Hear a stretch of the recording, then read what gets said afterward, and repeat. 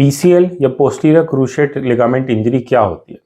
अगर आपके घुटने में चोट लगी है और आपका एमआरआई दिखा रहा है कि पीसीएल स्टोन, तो इसका क्या मतलब है? अगर हम देखें तो हमारा घुटना इस तरह से होता है।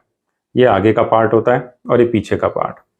इन दोनों हड्डियों के बीच में, मतलब ये हमारी थाई बोन है और ये लेग बोन है, इनके बीच में ये जो लिगामेंट होता है पीछे की तरफ, इसको पोस्टीरियर क्रूशिएट लिगामेंट इंजरी या पोस्टीरियर क्रूशिएट लिगामेंट कहते हैं। जब इसमें इंजरी हो जाती है तो उसको पीसीएल इंजरी कहते हैं।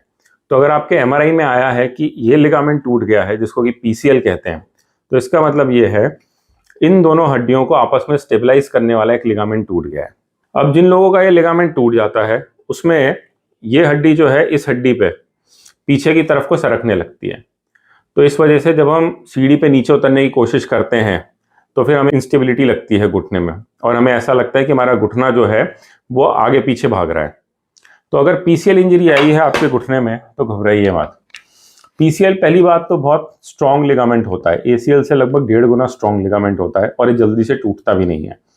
सिर्फ 20% केसेस में, खासतौर से जब नी में बहुत जोर की कोई इंजरी लगी हो, तब पीसीएल में इंजरी होती है। खासतौर से जिसको हम डैशबोर्ड इंजरी कहते हैं, या फिर जब स्की करते हुए इंजरी होती है, या बास्केटबॉल खेलते हुए, बेसबॉल खेलते हुए, अगर कभी कभी पूरा ही नी डिसलोकेट हो गया होता है, तब अगर इंजरी हो गई है तब भी इसमें पीसीएल की इंजरी बहुत कॉमन होती है।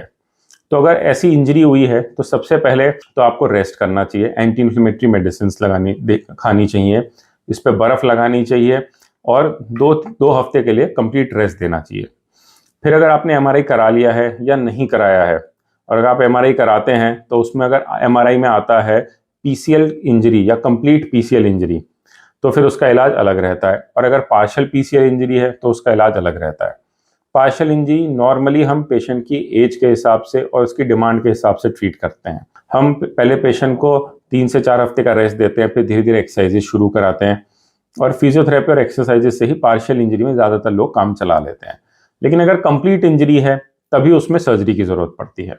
सर्जरी भी आजकल हम आर्थ्रोस्कोपिक सर्जरी करते हैं, जिसमें कि हम लिगामेंट रिकंस्ट्रक्शन करते हैं, मतलब कि इसकी जगह पे नया लिगामेंट बना देते हैं, और ये सब आर्थ्रोस्कोपिक या दूरबीन वाली तकनीक से होता है। हम इसको प्राइमरी रिपेयर नहीं कर सकते, क्योंकि इसको रिपेयर करते हैं तो वो टूटने के चांसेस बहुत रहते हैं।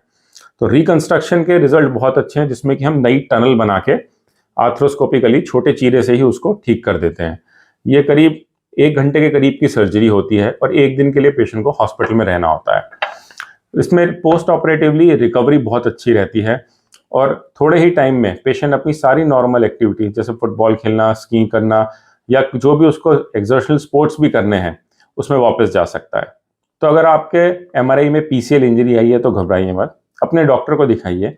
पार्शियल इंजरी है या कंप्लीट इंजरी है, उस हिसाब से आपका बढ़िया से इलाज हो सकता है। Thank you. अगर आपको हमारा ये वीडियो पसंद आया तो हमारे चैनल को सब्सक्राइब करना ना भूलें और ज़्यादा से ज़्यादा शेयर करें।